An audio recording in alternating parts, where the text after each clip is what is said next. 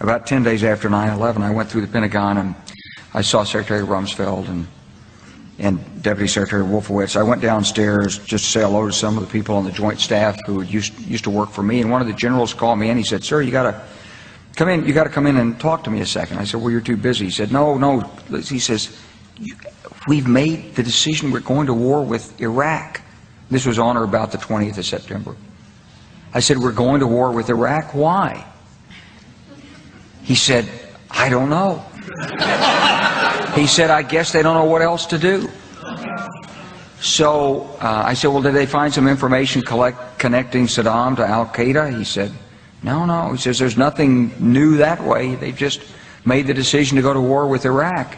He said, "I guess it's like we don't know what to do about terrorists, but we've got a good military and we can take down governments." And he said, "I guess if the only tool you have is a hammer, every problem has to look like a nail."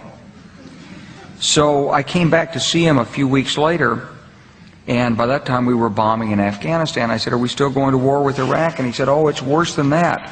He said, he reached over on his desk, he picked up a piece of paper, and he said, I just got this down from upstairs," meaning the Secretary of Defense's office today, and he said, "This is a memo that describes how we're going to take out 7 countries in 5 years, starting with Iraq and then Syria, Lebanon, Libya, Somalia, Sudan, and finishing off Iran."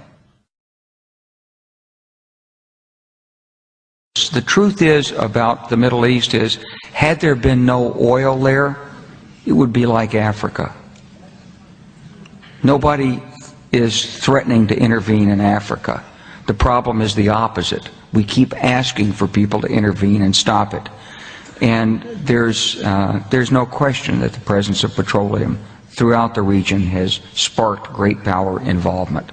Whether that was the specific motivation for the coup or not, I can't tell you, but there's always been this attitude that somehow we could intervene and use force in the region.